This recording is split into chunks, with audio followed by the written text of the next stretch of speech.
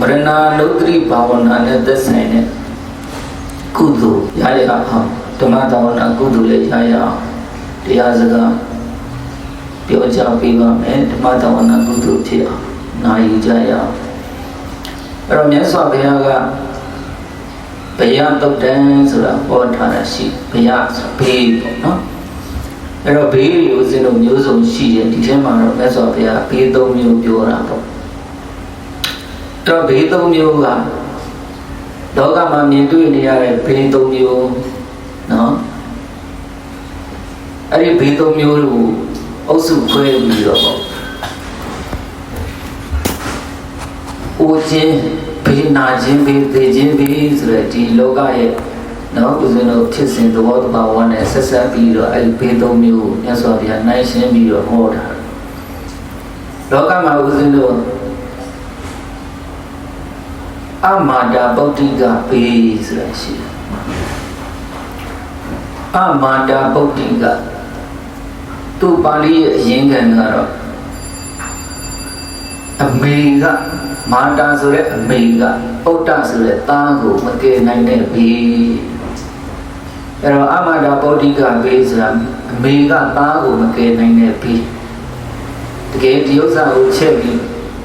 အတိတ်ပြန်လိုက်တဲ့အခါကျတော့မိဘကသားသမီးကိုမကယ်နိုင်တဲ့ဘေးသားသမီးကမိဘကိုမကယ်နိုင်တဲ့ဘေးအဲ့ဘေးကိုပြောတယ်အဲ့တော့အမေကနေသားကိုမှမဟုတ်ဘူးနော်အမေကနေသမီးဒီလိုမျိုးလည်းပြောလို့ရတယ်အဖေကနေသားသမီးပေါ့အဲ့တော့သားသမီးဘက်ကနေပြန်ကြည့်မယ်ဆိုလို့ရှိရင်သားသမီးဘက်ကနေမိဘကိုပြန်ပြီးတော့ပြောတဲ့ပြန်ကြည့်တဲ့အခါအဲ့လိုမျိုးမကယ်နိုင်မကူနိုင်တဲ့ဘေးကိုအဲ့ဒါကို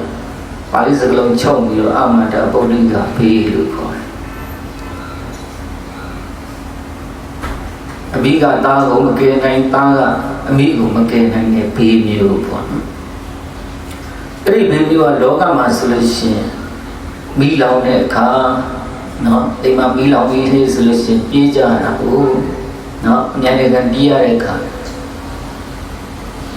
မိဘကလည်းသားသမီးကိုမကယ်နိုင်တဲ့အခြေအနေတွေရှိတယ်သားသမီးကလည်းဒုက္ခရောက်နေမိဘကိုမကယ်နိုင်တဲ့အခြေအနေတွေလည်းရှိတတ်တယ်အဲ့တော့မိဘေးပေါ့နောက်တစ်ခါရေဘေးရေတကယ်ကြီးလာတယ်နော်ဆိုလို့ရှိရင်ရေဘေးတကယ်ကြုံလာပြီတာမန်ရေဘေးဆိုလို့ရှိရင်တော့ကိစ္စမရှိဘူးအဲ့ဒါပြင်းထန်တဲ့နော်ရေဘေးဆိုလို့ရှိရင်ခုနလိုတော့တာသမီးကမိဘကိုမကယ်နိုင်တဲ့အခြေအနေတွေမိဘကတာသမီးကိုမကယ်နိုင်တဲ့အခြေအနေတွေရှိတယ်နောက်ပြည့်ပြက်ဘေးဇာတ်ရဇနပုတ်ဘေးကိုအခုလိုခေမျိုးဆိုလို့ရှိရင်တော့မငြိမ်သက်တဲ့နေရာတွေမှာဆိုလို့ရှိရင်တကယ်ကြုံလာပြီအေးကြုံလာပြီဆိုလို့ရှိရင်မိဘကလည်းတာသမီးကိုမကယ်နိုင်ဘူးတာသမီးကမိဘကိုမကယ်နိုင်ဘူးတိုးတော့ကဲမယ်ဆိုလို့ရှိရင်ဆေးရည်တည်တော့ကဲနိုင်သေးတယ်နော်ဆေးရည်တည်အမှန်အခက်အခဲချက်တဲ့ရေဘေးမိဘေးပြပြဘေးကြုံလာတဲ့အခါမှာဆေးရည်တည်ရတော့နော်ကေကောင်းကဲနိုင်သေးတယ်အိုခြင်းနာခြင်းသေခြင်းဆိုတဲ့ဘေး၃မျိုးကြတဲ့အခါကျတော့တကယ်ကြုံလာပြီဆိုလို့ရှိရင်မိဘကလည်းတာကိုမကယ်နိုင်တာကလည်းတာသမီးကလည်းမိဘကိုမကယ်နိုင်တဲ့အခြေအနေမျိုးရှိတယ်နော်ဒါကြောင့်ရေဘေးမိဘေးပြည့်ပြည့်ဘေးကဆေးရည်တည်ကဲနိုင်သေး၏နော်ကဲဖို့ခက်တယ်သို့တော့ဆယ်ကတခါတော့ဒါကဲနိုင်တဲ့အခွင့်အလမ်းရှိနိုင်သေးတယ်ပေါ့နော်ရေဘေးမိဘေးပြည့်ပြည့်ဘေးကဆေးရည်တည်ကဲနိုင်သေး၏အိုဘေးနာဘေးသေခြင်းဘေးဟုဒီဘေး၃ပါးနော်လွန်ကြီးမာကတားနဲ့အမိဖြစ်တော်ပြီးလေမျက်စိအောက်တွင်ရင်ခွင်တင်လျက်တက်တက်ရေးပိုင်မကယ်နိုင်ဘူးတဲ့လက်မှန်ချကနေရဆိုရှင်မဂ္ဂဒီဝဆရာတော်ကြီးရဲ့ဒီလိုဆက်တယ်တကယ်အိုခြင်းနာခြင်းသိခြင်းဆိုတဲ့ဘေးသုံးမျိုး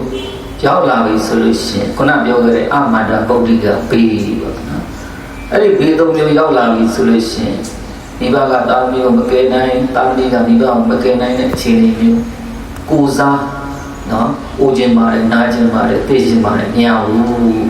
စားထိုးလို့မရကယ်လို့လည်းမရဘူးနော်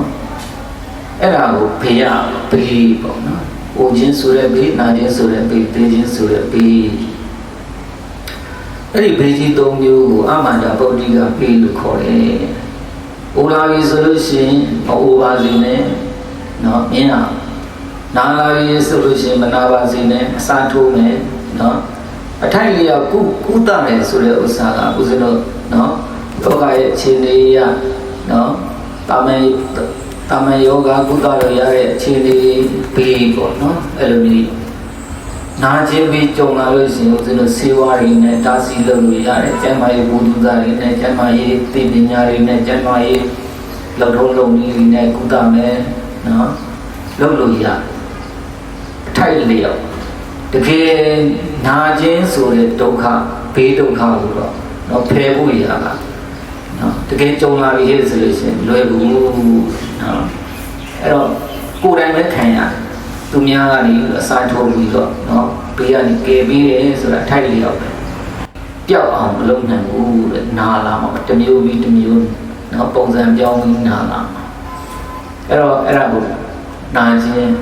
ဘေးပေါ့အဲ့တော့သိချင်းဘေးဆိုလို့ရှိရင်ဒီလိုပဲနော်ကံအားလျော်စွာတဘေးကနေကင်းလို့ဖို့ဆိုတဲ့အခြေအနေတွေကြုံကောင်းကြုံလာနိုင်တယ်တကယ်သေဘေးနဲ့ကြုံလာပြီဆိုလို့ရှိရင်တော့အဲ့ဒီဘေးကနော်ကာဝယ်တားဆီးဖို့ရမလွယ်ဘူးအဲ့တော့အိုခြင်းနာခြင်းသိခြင်းဘေးကြီး၃မျိုးအဲ့ဒီဘေးကြီး၃မျိုးကဦးဇင်းတို့ဘဝတန္တရာထဲမှာရှိနေသမျှကျင်လည်နေသမျှကာလပတ်လုံးအိုရမယ်နာရမယ်ဘေးရမယ်နော်ဒီတော့ကမအိုပါလို့ငါကဆိုလဲငါဆိုမရအိုကြရအနိစ္စခန္ဓာကိုယ့်ရဲ့ဒီရရှိနေတဲ့ခန္ဓာကြီးနော်ဘဝခန္ဓာဘဝတစ်ခုရလာပြီဆိုလို့ရှိရင်ခန္ဓာကရှိနေကြအဲ့ဒီခန္ဓာရှိနေပြီဆိုလို့ရှိရင်တော့နော်မအိုပါလို့ငါကဆိုလဲငါဆိုမရအိုကြရတယ်အဲ့တော့ခန္ဓာကိုယ်ကြီးအောင်အနိစ္စသဘောရှိတဲ့အတွက်ကြောင့်နော်တရားသဘောကြီးကအနိစ္စခန္ဓာကိုယ်ကြီးဖြစ်နေကိုကမအိုပါလို့ဘလို့ပဲဆိုသူများကိုပဲပြောကိုယ့်ကိုပဲဆိုနော်မအိုခြင်းမအိုခြင်းမရဘူးအိုလာတော့ဒါလက်ခံရမယ့်သဘောတရားပေါ့နော်အဲ့တော့ဦးဇင်းတို့ကဘေးအနေနဲ့ကြည့်မယ်ဆိုလို့ချင်းအိုခြင်းအိုလာတယ်ဆိုတာလေအော်ငါဒါနေ့စဉ်ဘေးကြုံနေတာပဲလို့အဲ့လိုမျိုးသဘောပေါက်ပြီးတော့ဒီအိုခြင်းဒုက္ခအနေလွတ်ကင်းအောင်ဦးဇင်းတို့ကြံစားဖို့လိုအပ်တယ်နာလာပြီဆိုလို့ရှိရင်ဒီလိုနာခြင်းဆိုတဲ့ဘေးဒုက္ခနော်မနာပါလို့ငါကဆိုလဲငါဆိုမရနာကြရဒုက္ခခန္ဓာကိုဒုက္ခဆိုတာဆင်းရဲနာယောဂဖြစ်လာပြီဆိုလို့ဆင်းရဲတာတာမင်းများလေးခေါင်းကိတ်ကြတာမှာနော်ဦးဇင်းတို့ခံရခက်တဲ့ဆင်းရဲတာပေါ့နော်အဲ့တော့ဒုက္ခသဘောတရားပဲ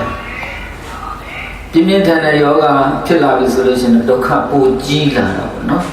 အဲ့တော့သိလောက်တဲ့နိဗ္ဗာန်နာယောဂတွေဖြစ်လာကြတယ်ဆိုလို့ရှိရင်အဲ့ပုဂ္ဂိုလ်ရဲ့တဏ္ဍာမှာခံစားရတဲ့ဒုက္ခကတော့ပိုပြီးတော့ကြီးတာပေါ့အဲ့ဒီဒုက္ခမျိုးကလည်းဖေးမေးတာမီဘယ်လိုဖြစ်တယောက်နဲ့တယောက်မကဲနိုင်ဘူးနော်ဘေးကနေပဲဒီလိုမျိုးပဲလက်မှန်ချပြီးတော့ကြည်နေရတယ်အဲ့တော့မနာပါလို့ငါကဆိုလဲငါဆိုမရနာကြရဒုက္ခခန္ဓာကိုနတ္တဘောနဲ့ကြည့်မယ်ဆိုလို့ရှိရင်လည်းသိသွားကြရတယ်ပေါ့မသိပါလို့ငါကဆိုလဲငါဆိုမရသိကြရအနတ္တခန္ဓာကိုနော်အနတ္တရဲ့သဘောတရားမိမိအလိုတိုင်းမဖြစ်ဘူးမိမိကဒီလိုဖြစ်ခြင်းနဲ့မသိခြင်းသိသွားတယ်ပေါ့နော်ကာယကံရှင်ကိုယ်တိုင်လည်းမသိလို့သိသွားတယ်ပတ္တယပတ္တကြောင့်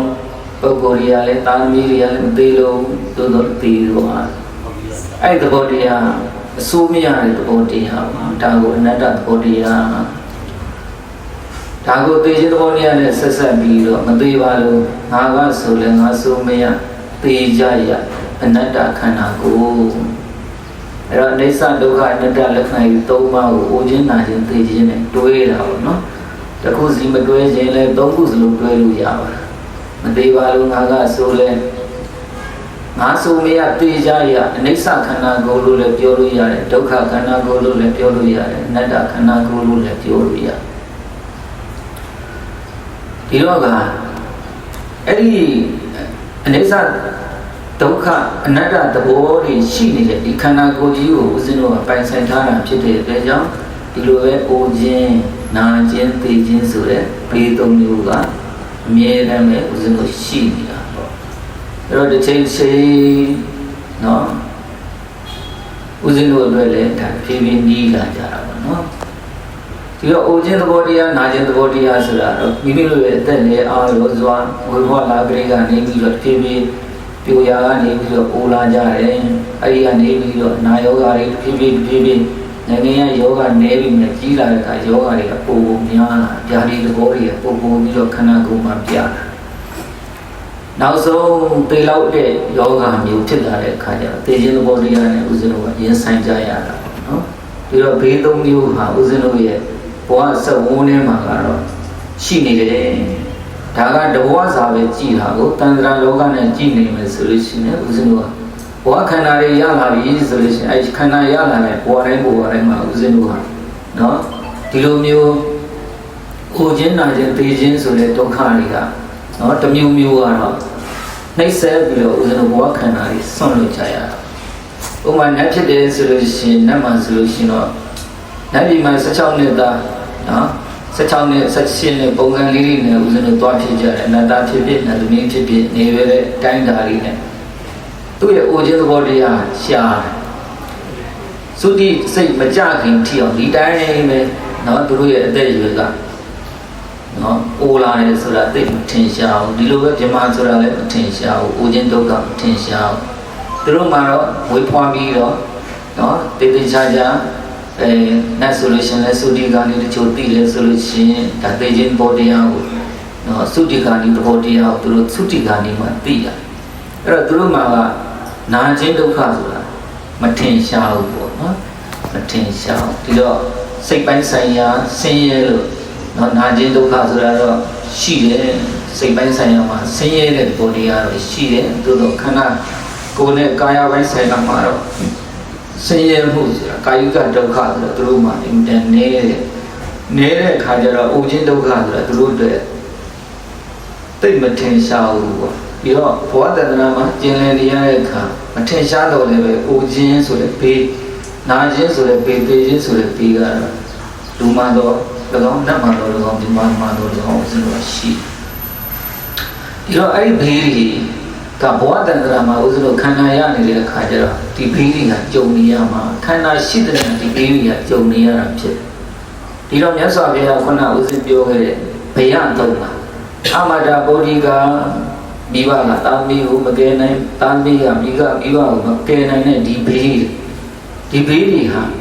လောကမှာဖြစ်နေတဲ့ရေဘေးမိဘေးကြီးပဲဘေးတွေကတော့စိတ်တည်ကယ်နိုင်ပြီးတယ်တကယ်လို့အိုခြင်းဘေးနာခြင်းဘေးသိခြင်းဘေးဒုက္ခတွေရောက်လာပြီဆိုလို့ရှိရင်တော့တာနဲ့အမိဘလို့မှမကယ်နိုင်တော့ဘူးနော်အဲ့တော့ဒီလိုဘေးဒုက္ခတွေကနေကင်းလို့ဘုရားသုံးပါမြတ်စွာဘုရားက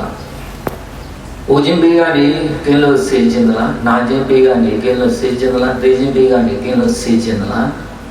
စေခြင်းနဲ့ဆိုလို့ရှိရင်တော့နော်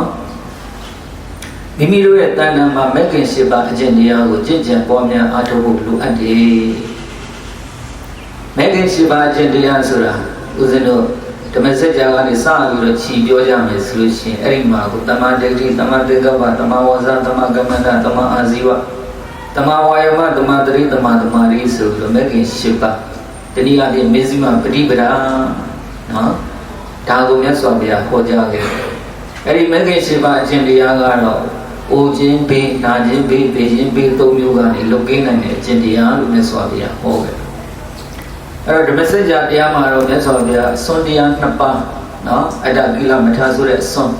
ခန္ဓာကိုယ်ကိုပြင်ပညှင်းစေအောင်ပြုပြီးတော့ဘဝတန္တရာကနေလွတ်မြောက်အောင်ကြိုးစားမယ်ဆိုတဲ့နိလန်အဲ့ဒီနိလန်ကိုလည်းမကြည့်ပါနဲ့ကာမတုခလိကနုယောဂဆိုတဲ့ကာမဂုဏ်တွေခံစားပြီးတော့ကာမဂုဏ်တွေခံစားပါများမှန်ကာမဂုဏ်တွေကုန်သွားပြီးတော့ကိလေသာတွေကုန်သွားမယ်ဆိုတဲ့အယူဆ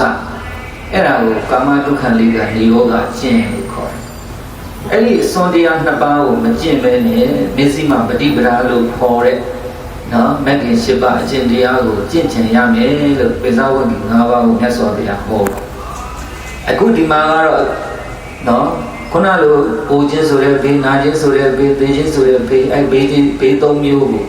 ကင်းလွတ်ခြင်းနဲ့ဆိုလို့ရှိရင်မျက်စိမှာပရိပဒလို့ခေါ်တဲ့မဂ္ဂင်၈ပါးအကျင့်တရားကိုကျင့်ကြံပွားများအားထုတ်ရမယ်ဆိုတော့မဂ္ဂင်၈ပါးအကျင့်တရားကသူတို့တရားဒေသနာတော်ရဲ့နော်အစုံတိုင်းမှာဟောရလမ်းကြောင်းကဒါနကထာဒါနနဲ့သက်ဆိုင်တဲ့တရားဖြစ်နေပြီစေအဲ့ဒီကနေဟောရင်နဲ့ဝါလုံးမြောက်ကြောင်းဆိုင်ရာရောက်လာပြီလေဆိုလို့ရှိရင်တော့မဂ္ဂင်၈ပါးကျင့်တရားကိုမြတ်စွာဘုရားဒီကုန်းချိုးပါတာနော်ဒီတော့တကယ်ကျင့်ရမယ့်တရားကတော့တရားတော်ရဲ့အချုပ်ကတော့မဂ္ဂင်၈ပါးကျင့်တရားဖြစ်တယ်ဘယ်လိုတရားရှုတော့ကနေပဲလာတို့နောက်ဆုံးလုပ်ရမယ့်အလုပ်ဟာမဂ္ဂင်၈ပါးကျင့်တရားဖြစ်တယ်အဲ့ဒီမဂ္ဂင်၈ပါးအကျင့်တရားနဲ့ကျင့်မယ်ဆိုလို့ရှိရင်ခုနအိုခြင်းနာရင်ပေခြင်းဆိုတဲ့ပေသုံးမျိုးကင်းလွတ်နိုင်တယ်လို့မြတ်စွာဘုရားကဒီဘုရားတော်မှာဟောထားတယ်အဲ့တော့မဂ္ဂင်၈ပါးအကျင့်တရားကိုဦးဇင်းတို့ရင်းချုပ်ပြီးတော့လေ့လာကြည့်မယ်ဆိုလို့ရှိရင်တမန်ဒိဋ္ဌိမမှန်ကန်ကန်မြင်တယ်တမန်သင်္ကပ္ပမမှန်ကန်ကန်ကြံဆိုင်စဉ်းစားတွေးတောခြင်းပေါ့နော်အဲ့တော့ဒီတမန်ဒိဋ္ဌိမမှန်ကန်ကန်မြင်လာရင်မမှန်ကန်ကန်တွေးတောကြံစားတဲ့ဘောတရားတွေဟာပညာရဲ့ပညာသိက္ခာလို့ခေါ်တယ်ပညာပိုင်းဆိုင်တာမပြောလို့တဲ့ကိုဒီနှမျိုးကလိုအပ်တယ်တမဝါစာတမကမ္မန္တတမအာဇီဝဆိုတဲ့၃မျိုးကတော့အကျင့်သီလပိုင်းဆိုင်ရာမှာဒါပြုလို့ရမယ်မဂ္ဂင်၃ပါးဖြစ်တယ်တမဝါစာမမှန်ကန်ကန်ပြောဆိုတယ်တမကမ္မန္တမမှန်ကန်ကန်ပြုလုပ်တယ်တမအာဇီဝမမှန်ကန်ကန်အလမိုးဝမ်းကြောင်းပြုလုပ်ခြင်းပေါ့အဲ့ဒီ၃မျိုးကိုဒါသီလမဂ္ဂင်၃ပါးလို့ခေါ်တယ်မိတို့ရဲ့ဝစီကံနဲ့ပတ်သက်လာလို့ရှိရင်ဝစီဒုစရိုက်တွေရှောင်ရှားပြီးတော့မှန်မှန်ကန်ကန်ပြောဆိုရမယ်ပေါ့နော်အဲ့တော့လိန်နာတွေညာတာတွေဂုံတိုက်တာတွေအနှစ်မရှိတဲ့စကားတွေပြောတာတွေကြမ်းတမ်းတဲ့ဆဲရမှုတွေပြောတာတွေဒါတွေကိုရှောင်ကျဉ်ပြီးတော့ပြောတဲ့ပြောတတ်တဲ့စကားကိုမှန်မှန်ကန်ကန်နဲ့ပြောတာကိုတမဝါစာလို့ခေါ်တယ်တမကမ္မန္တမှန်မှန်ကန်ကန်လုပ်ရမယ်ဆိုတာဘာလဲနော်လောကမှာလုပ်နေတဲ့ကာယဒုစရိုက်တွေရှိတယ်သူဘာတဲ့ကိုတတ်တယ်နော်သူဘာဥစ္စာကိုခိုးတယ်ကာမဂုဏ်တွေနဲ့သူများအိမ်ယာကိုပြမှားရတယ်ဒါတွေကကာယဒုစရိုက်တွေပေါ့နော်အဲ့ဒီကာယဒုစရိုက်တွေမလုပ်ဘဲနဲ့ရှောင်ကျဉ်ပြီးတော့မိမိတို့ရဲ့ကိုယ်မူရာကိုမှန်မှန်ကန်ကန်နော်ပြုလုပ်ထိုက်တဲ့ကိုယ်မူရာတွေကိုလုံးတဲ့လုံးထိုက်တာတွေလုပ်ကြမယ်ဆိုလို့ရှိရင်ဒါတမန်ကမ္မန္တလို့ခေါ်တယ်တမန်အာဇီဝဆိုတာကတော့မိမိတို့ရဲ့ကာယအာညာနာအားနဲ့နော်လောကရှားပွေစားတော့တဲ့လုပ်ငန်းကိုတမန်အာဇီဝလို့ခေါ်တာအဲ့ဒီ၃မျိုးကကျင့်ရမယ်ဆိုလို့ရှိရင်ဒါအကျင့်သီလပိုင်းနဲ့သက်ဆိုင်တဲ့မဂ္ဂင်၃ပါးဖြစ်တယ်အဲ့တော့ပညာပိုင်းနဲ့သက်ဆိုင်တာက2ပါးအကျင့်သီလနဲ့သက်ဆိုင်တာ3ပါးနောက်တမာရီနဲ့သက်ဆိုင်တဲ့အပိုင်းကတော့တမဝါယာမတမသတိတမသမာရီဆိုတဲ့၃ပိုင်းရှိတယ်၃မျိုးရှိတယ်တမဝါယာမဆိုတော့မှန်မှန်ကန်ကန်ကြိုးစားအားထုတ်တဲ့လုံလဝရိယကိုဆိုလိုတယ်တမသမာဓိဆိုတော့မှန်မှန်ကန်ကန်တတိထားနိုင်ခြင်းအမှတ်တတိထားနိုင်ခြင်းဖြစ်တယ်တမသမာဓိကတော့မှန်မှန်ကန်ကန်တည်ကြီးနဲ့နော်ရှိခြင်းပေါ့အဲ့တော့ဒီမဂ္ဂင်၃ပါးကတော့တမာရီဖြစ်စီတယ်တမာရီရဲ့အဝင်ဝိုင်းဖြစ်တယ်အဲ့တော့ပညာမဂ္ဂင်က2ပါးသီလမဂ္ဂင်က3ပါးတမာရီမဂ္ဂင်ကနော်3ပါးအဲ့ဒီမဂ္ဂင်10ပါးအဲ့ဒီမဂ္ဂင်10ပါးကဦးဇင်းတို့လောကလူပေါင်းရဲ့နေ့စဉ်ဘဝထဲမှာလည်းဒီမဂ္ဂင်10ပါးအကျင့်တရားတွေကိုကျင့်ကြံကြဖို့နော်လောကီပိုင်းဆိုင်ရာမဂ္ဂင်တရားတွေရှိတယ်အဲ့ဒါတွေကိုတစ်စင်းတဲ့တစ်စင်းရင်းအောင်လုံရင်းနဲ့အစင်းမြင့်အောင်လုံရင်းနဲ့လောကုတ္တရာနဲ့သက်ဆိုင်တဲ့မဂ္ဂင်10ပါးအကျင့်ထီအောင်ရောက်ရှိသွားတာပေါ့နော်အဲ့လိုမျိုးတစ်စင်းနဲ့တစ်စင်းဦးဇင်းနဲ့ကြိုးစားပြီးတော့နော်မိမိတို့ရဲ့သီလကိုအခြေခံပြီးတော့တမာရီတွေလည်းနော်ထားနိုင်လို့ညာထားနိုင်အောင်ပညာသဘောတရားတွေလည်းမြင်နိုင်လို့ညာမြင်နိုင်အောင်အဲ့လိုမျိုးကြိုးစားအားထုတ်နိုင်နေဆိုလို့ရှိရင်မဂ္ဂင်10ပါးကဘာကိုဖြစ်စေတာလဲဆိုလို့ရှိရင်နာမည်ကကိုမဂ္ဂင်နော်မဲ့ရဲ့စိတ်ပိုင်းမဲ့ဆိုတာဦးဇင်းတို့ခုနဆူတောင်းတဲ့ဒီမှာပါတယ်မဉ္ဇဉ်ပူဉ္ဇဉ်နိဗ္ဗာန်ချမ်းသာတရားတော်များကိုရရပါလို့ဤဖေယမဲ့ဉ္ဇဉ်ကိုရဖို့ရလုပ်ရမယ်အကျင့်တရားကအဲ့10ပါးပဲနော်အဲ့ဒီမဲ့ဉ္ဇဉ်ကိုဦးဇင်းတို့တောင်းတနေတယ်ဆိုလို့ရှိရင်ဒီကမဲ့ခင်ရဲ့ နော်မဲ့ဉာဏ်ရဖို့မဲ့ဉာဏ်ရဲ့စိတ်ပိုင်းနဲ့ဖြစ်တယ်ခုနဦးစွာပြောခဲ့တဲ့မဲ့ခင်၈ပါးအကျင့်တရားကိုကျင့်ကြံရမှာဖြစ်တယ်ပွားများအားထုတ်ရမှာဖြစ်တယ်အဲ့ဒီမဲ့ခင်၈ပါးကိုကိုယ်အစစ်မြင့်မြင့်နဲ့အောင်မြင်အောင်ကြိုးစားနိုင်တယ်ဆိုလို့ရှိရင်မိမိတို့ရဲ့နော်လမ်းဟာမဲ့ခင်လမ်းမဲ့လမ်းပေါ်မှာရောက်ရှိနေပြီးတော့တဖြည်းဖြည်းအဲ့မဲ့လမ်းရှောင်ရင်ရှောင်နေဒီလမ်းစဉ်ကနေပြီးတော့နော်မေဇိမပฏิပဒါလမ်းစဉ်ကနေပြီးတော့ဦးဇင်းတို့တွိုင်းနဲ့မိမိတို့ရဲ့စိတ်ထဲမှာနော်အကုသိုလ်တရားတွေကိုဖယ်ရှားနိုင်တော့မဲ့ဉာဏ်တဖြည်းဖြည်းနဲ့ပေါ်လာတာပေါ့နော်အဲ့တော့မဲ့ဉာဏ်ပေါ်လာပြီဆိုလို့ရှိရင်အဲ့ဒီမဲ့ဉာဏ်ကဦးဇင်းတို့ရဲ့ဘဝတန်ត្រာမှာဖြစ်စီတဲ့နော်လေစီတဲ့ဘောတရားတွေကိုဖြစ်စီတာမဲ့ဉာဏ်ဆိုတဲ့နော်ကုသိုလ်တရားမဲ့ကုသိုလ်တရားပေါ်လာပြီဆိုလို့ရှိရင်အဲ့ဒီပုဂ္ဂိုလ်ရဲ့တန်တန်မှာဖြစ်လာတဲ့ message ဟာဘောတန်ត្រာတွေမှာဖြစ်စီနိုင်တော့ကျင်လည်စီနိုင်တော့အကုသိုလ်နော်မျိုးစေ့တွေကိုသူကပယ်တတ်နိုင်တာဟုတ်ပယ်တတ်နိုင်တဲ့အခါကျတော့ဥမာသောတာပတိမဲ့တက္ကရာဂိမဲ့အနာဂါမိမဲ့အရဟတမဲ့ဆိုတဲ့ဒီမဲ့၄မျိုးရှိတယ်သောတာပတိမဲ့ဉာဏ်ရလိုက်ပြီဆိုလို့ရှိရင်အဲ့ပုဂ္ဂိုလ်ရဲ့မဲ့ဉာဏ်ရဲ့စွမ်းရည်ကဘောတန္တရာမှာကျင်လည်စေနိုင်တဲ့ယေတရိစ္ဆန်တိကံသူတွေကိုကျင်လည်စေနိုင်တဲ့အတိတ်ကပြုလုပ်ခဲ့တဲ့အကုသိုလ်စေတနာတွေအကုသိုလ်ကံတွေကအကုန်လုံးသူကပျက်စီးသွားတယ်မဲ့ဉာဏ်ကဖြစ်စီးလိုက်တာမဲ့ဉာဏ်ကပယ်ပလိုက်တာအဲ့တော့မဲ့ဉာဏ်ကပယ်လိုက်တဲ့အတွက်ကြောင့်ယေတရိစ္ဆန်တိကံသူတွေအဲ့ဒီဘဝတွေကိုကျင်လည်သွားနိုင်စေတဲ့ပရိသတ်တွေမျိုးစေ့တွေကိုအကုန်လုံးသူကပယ်ပလိုက်တယ်ပယ်ပလိုက်တဲ့အတွက်ကြောင့်သူ့ရဲ့ဘဝတန္တရာဟာလူဖြစ်ရင်ဖြစ်မယ်နတ်ဖြစ်ရင်ဖြစ်မယ်ပြမဖြစ်ရင်ဖြစ်မယ်ကြံတဲ့မကောင်းတဲ့ဘုံဘဝတွေလို့မရောက်တော့အဲ့ဒီကောင်းတဲ့ဘုံဘဝတွေမှာရောက်သည့်တိုင်သူ့ရဲ့ဘဝတန္တရာက9ဘဝတာမန်အားဖြင့်ဆို9ဘဝ9ဘဝပဲကျင်လည်ရတော့မယ်ကြံတဲ့ပရိသတ်တွေမရှိတော့ကြံတဲ့သူ့ရဲ့ဘဝမရှိတော့အဲ့တော့ခန္ဓာရှိနေရင်အိုခြင်းဒုက္ခနာခြင်းဒုက္ခသိခြင်းဒုက္ခအိုခြင်းပြီးနာခြင်းပြီးသိခြင်းပြီးဆိုတာဖြစ်လာဘဝတန္တရာမှာ9ဘဝပဲသူကျင်လည်ရမှာဖြစ်တဲ့အတွက်ကြောင့်9ဘဝဇာဘေးပဲကြုံတော့9ဘဝဇာဒုက္ခပဲသူမှရှိတော့9ဘဝနဲ့သက်ဆိုင်တဲ့အိုခြင်းဒုက္ခနာခြင်းဒုက္ခသိခြင်းဒုက္ခထားပဲရှိတော့တခါတခါဆိုလို့ရှိရင်နော်သူ့ရဲ့အရှိန်ဝါကြောင့်ဟရိကာမဘုံလို့ခေါ်တဲ့နော်ဦးဇင်းတို့ဒီလူဘုံနတ်ဘုံကိုသူကချိန်လာမယ်ကျန်တဲ့ဘုံကသူဓမ္မပြည်ပါပဲနေအနာဂတ်ဆိုလို့ရှိရင်တော့ဟိုက်ကာမဘုံလူဘုံတို့နတ်ဘုံတို့သူကမနေတော့အိုးဓမ္မဘုံမှာပဲနေတော့အရဟတမေရလာပြီဆိုလို့ရှိရင်တော့နော်ဘဝတန္တရာမှာကျင်လည်စေနိုင်တဲ့မျိုးစေ့တွေပေါ့ကုသိုလ်မျိုးစေ့တွေအကုန်လုံးကိုသူကဖြစ်စီပလိုက်မဲ့ဉာဏ်ဖြစ်လာပြီအရဟတမေဉာဏ်ဖြစ်လာပြီဆိုလို့ရှိရင်ခိနံပုရဏနော်ဘောတန္တရာကိုဖြစ်စေနိုင်တဲ့ခန္ဓာကိုရစေနိုင်တဲ့မျိုးစေ့တွေအကုန်လုံးကိုနော်အဲ့ဒီမဉ္ဇဉ်က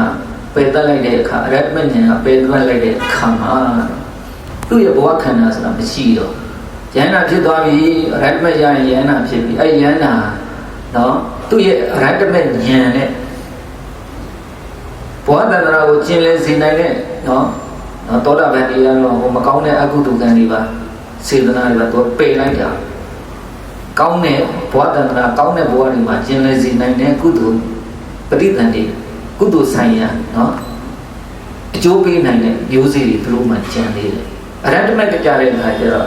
အဲ့ဒီကောင်းတဲ့တန္တရာကိုလဲစေနိုင်တဲ့ကောင်းတဲ့ကုသိုလ်မျိုးစေ့တွေကိုတော့မှသူကအကုန်လုံးဖြည့်ဆည်းပလိုက်တဲ့အခါကျတော့နောက်တဲ့အကျိုးပေးစရာနော်သူ့မှာမျိုးစေ့မရှိတဲ့အခါကျတော့ဘဝခန္ဓာမဖြစ်စေတော့ဘူးပေါ့နော်အဲ့လိုဘဝခန္ဓာအတ္တဒီဘလို့မှမဖြစ်စေနိုင်တဲ့အတွက်ကြောင့်ဘဝခန္ဓာကြောင့်ဖြစ်လာတဲ့အိုခြင်းဘေးနာခြင်းဘေးသိခြင်းဘေးတွေကလည်းငြိမ်းသွားတယ်ဒါကြောင့်မြတ်စွာဘုရားဒီဘုရားသုံးပါမဂ္ဂင်၈ပါးအကျင့်တရားကိုကျင့်ကြံကြိုးဖို့ပွားများအားထုတ်ကြမယ်ဆိုလို့ရှိရင်အဲ့ဒီပုဂ္ဂိုလ်ရဲ့တဏ္ဍာမှာမဉ္ဇဉ်ရဲ့အသင်းပေးနေတဖြည်းဖြည်းနဲ့ရောက်လာမယ်တဖြည်းဖြည်းနဲ့ဆုလာမယ်တဖြည်းဖြည်းနုရာကနေရင်လာမယ်ရင်လာရလာတယ်မဉ္ဇဉ်အဆင့်ထိအောင်ရောက်လာပြီဆိုလို့ရှိရင်တော့အဲ့ဒီပုဂ္ဂိုလ်ရဲ့ဘဝတဏ္ဍာတွေကတဖြည်းဖြည်းနဲ့ရောပါသွားမယ်ဘဝတဏ္ဍာမှာခန္ဓာတွေရစေနိုင်တဲ့ပရိသတ်တွေမျိုးစေ့တွေကိုနော်ပယ်ဖြတ်နိုင်တဲ့အတွက်ကြောင့်အိုခြင်းဆိုတဲ့ ဘဝခန္ဓာနဲ့သက်ဆိုင်တဲ့အိုခြင်းဆိုတဲ့ဘေးနာခြင်းဆိုတဲ့ဘေးသေးခြင်းဆိုတဲ့ဘေးတွေလည်းငြိမ်းပြောင်းသွားလိမ့်မယ်လို့မြတ်စွာဘုရားကဟောတာဒါကြောင့်ဦးဇင်းတို့ဟောပါလို့ငါကဆိုလဲငါဆိုမရအိုကြရ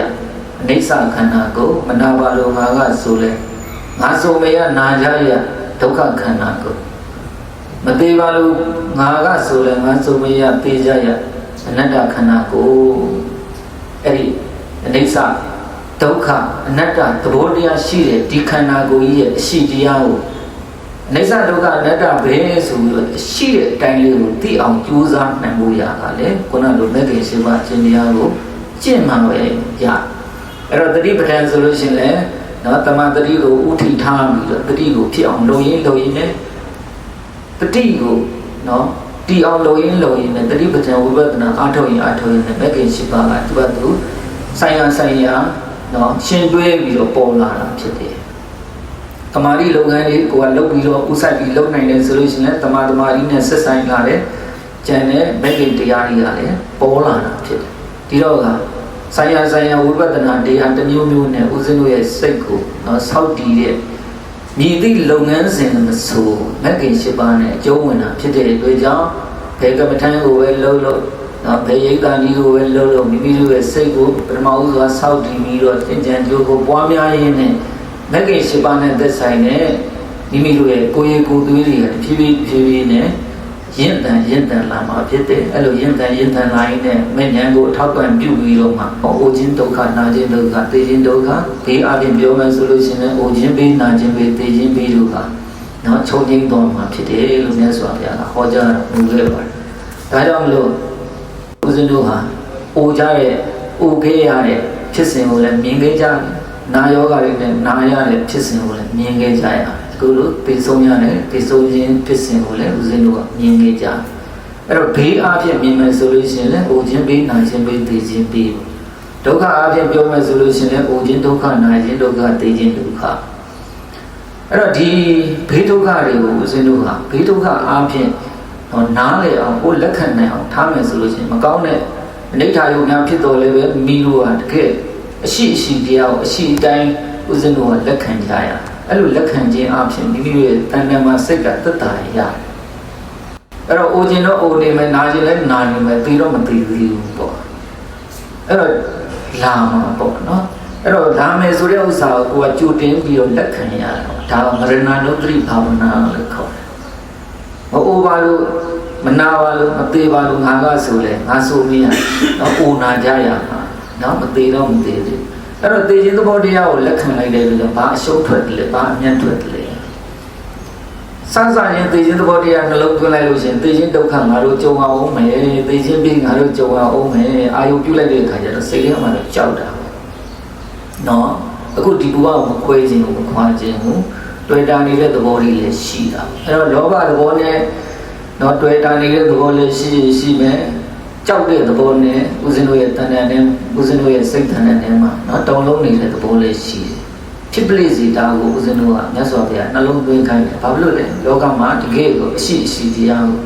အမှန်တိုင်းသိအောင်ဦးဇင်းတို့ကလက်ခံခြင်းဖြစ်တယ်အဲ့လိုလက်ခံနိုင်ပြီဆိုလို့ရှိရင်ကိုယ်စိတ်ထဲမှာကြည်ကျင်တဲ့လက်ခံနိုင်ပြီဆိုလို့ရှိရင်အမျက်ထွက်လာလိမ့်မယ်ဒါကမြတ်စွာဘုရားရဲ့မဟာကရုဏာတော်နဲ့ဉာဏ်နဲ့ဉာဏ်အမြင်ပေါ့လေ။ဦးချင်းတရားပြောမယ်သိချင်းတရားပြောမယ်လူတွေစိတ်ညစ်မှာပေါ့နော်။စိတ်ညစ်တော်လည်းပဲခဏပဲနော်တကယ်အဲ့သဘောတရားကိုလက်ခံလာပြီးဆိုလို့ရှိရင်အဲ့ပုဂ္ဂိုလ်ရဲ့စိတ်တဏ္ဍာဘယ်လိုဖြစ်သွားနိုင်လဲ။အော်ငါမအိုခင်ကြိုတင်ကောင်းမှုပြုလုပ်မယ်။ငါမသိခင်ကြိုတင်ကောင်းမှုပြုလုပ်မယ်။ဟောငါမသိခင်ကြိုတင်ကောင်းမှုပြုလုပ်မယ်ဆိုဒီလိုစိတ်တွေဝင်လာတာပေါ့နော်။အဲ့တော့မသေးခင်တချို့ကလည်းဒါနအားကောင်းတဲ့ပုဂ္ဂိုလ်ကျတော့ဒါနလုပ်ချင်ကြတယ်။သေခင်ကဘာလှူသွားမယ်။သီလအားကောင်းတဲ့ပုဂ္ဂိုလ်ကျတော့ငါမအိုခင်ငါလုပ်နိုင်လုံးလေးနော်သီလကုသိုလ်ရအောင်သီလဆောင်ထိန်မယ်။ဒီလိုမျိုးဝင်လာတာပေါ့။တချို့ပုဂ္ဂိုလ်တွေကလည်းဘာဝနာပဲအာသန်နဲ့ဘာဝနာပဲဆက်ရှိတဲ့ခေငါမသေးခင်တရားစခန်းဝင်ဦးမှာပဲ။တရားအကျင့်လုပ်ဦးမှာပဲဆိုတဲ့ဒီလိုစိတ်ကလေးတွေဝင်လာတယ်။အဲ့လိုစိတ်ဝင်လာတာနဲ့အမြဆိုင်ရာအလုပ်တွေလည်းလုံးမိတာပေါ့နော်ဒါနကောင်းမှုသီလကောင်းမှုဘာဝနာကောင်းမှုဆိုင်ရာလုပ်ငန်းတွေကိုလုံးဖြစ်သွားတာပေါ့အဲ့ဒီခုနပြောတဲ့ဒါနသီလဘာဝနာကောင်းမှုတွေဆိုတာမဂ္ဂင်၈ပါးရဲ့ဒါအခြေခံသဘောတရားတွေဖြစ်တယ် ဘာဝနာကောင်းမှုဆိုလို့ရှိရင်တော့ဓာတ်ရိုက်ကိုဦးဇင်းတို့ဒါဝိပဿနာတရားတွေအားထုတ်တဲ့ပုဂ္ဂိုလ်တွေဆိုမိမိတို့ဝိပဿနာအားထုတ်တဲ့မှာဒီမဂ္ဂင်7ပါးအကျင့်တရားကနော်ကြိုကြားဝင်နေတာဖြစ်တယ်ဒီလုပ်ငန်းကိုဦးဇင်းတို့ကပြုစုပြုထောင်နေတာဖြစ်တယ်ဆိုတဲ့အခါကျတော့အိုခြင်းနာခြင်းသိခြင်းသဘောတရားကိုဦးဇင်းတို့လက်ခံလိုက်ပြီးတေးသေးချာချာကြည်ကြည်နက်နက်လက်ခံလိုက်ပြီးဆိုလို့ရှိရင်တော့တုံ့လုံးမှုတွေရော့ပြီးတော့နော်ကြောက်ရွံ့မှုတွေရော့ပြီးတော့မသေးခင်မအိုခင်မနာခင်ငါတို့ကြိုတင်ကောင်းမှုပြုလုပ်မယ်ဆိုတဲ့စိတ်ဆန္ဒတွေနော်အဋ္ဌံမှုတွေအဲ့ဒါတွေတိုးပွားလာတာဖြစ်တဲ့အတွက်ကြောင့်မြတ်စွာဘုရားကဒီမရဏနုခိဘာဝနာကိုလည်းပွားများဖို့ဒါတိုက်တွန်းထားတာဖြစ်တယ်ပြီးတော့ကဘုရားတုံးနဲ့သက်ဆိုင်ပြီးတော့အိုခြင်းဒုက္ခနာခြင်းဒုက္ခသိခြင်းဒုက္ခဘေးအချင်းပြောမယ်ဆိုလို့ရှိရင်အိုခြင်းဘေးနာခြင်းဘေးသိခြင်းဘေးကနေလွတ်အောင်မဂ္ဂင်7ပါးခြင်းတရားကျင့်သုံးရမယ်တမ္မာဒိဋ္ဌိတမ္မာသင်္ကပ္ပပညာမဂ္ဂင်2ပါးတမ္မာဝါစာတမ္မာကမ္မနာတမ္မာအာဇီဝဆိုတဲ့သီလမဂ္ဂင်3ပါးတမ္မာဝါယာမတမ္မာသတိတမ္မာဓမ္မာရီဆိုတဲ့တမ္မာရိမဂ္ဂင်3ပါးဒီအကျင့်တရား10မျိုးကိုကျင့်ကြံကြမယ်ဆိုလို့ရှိရင်တော့ခုနလိုအမတ္တဗုဒ္ဓိကဆိုတဲ့အမိကလည်းသားကိုမကဲနိုင်သားကလည်းအမိကိုမကဲနိုင်တဲ့။ဦးချင်းနာချင်းတေချင်းဘေး3မျိုးကနေကင်းလွတ်နိုင်တယ်လို့မြတ်စွာဘုရားဟောကြားတော်မူခဲ့ပါတယ်။အဲဟောကြားတော်မူခဲ့တဲ့အတိုင်းလိုက်နာခြင်းကြံကြိုးကိုအားထုတ်နိုင်ကြတဲ့ပြင်တရားနာပရိသတ်ပေါင်းသူတော်ကောင်းတို့ဟာမိမိတို့ရဲ့စိတ်ထဲမှာနော်မိမိတို့ရဲ့တန်တန်မှာတိလသိက္ခာတမာရိသိက္ခာပညာသိက္ခာတွေပြည့်စုံပြီးတော့မဂ္ဂင်7ပါးအကျင့်တရားကိုအထွတ်အထိပ်ကျင့်ကြံကြိုးကိုပေါင်းများအားထုတ်နိုင်တဲ့ဖြင့်အလိုရှိရတောင်းတအပ်သောသုလူစုမြတ်တို့နဲ့အတူမဲ့ညာဖူညာလေးပင်ချမ်းသာတရားတော်မြတ်ကိုကိုယ်စီကိုယ်ငါရနိုင်ရောက်နိုင်မျက်မှောက်ပြုနိုင်ကြပါစေကုန်သတည်း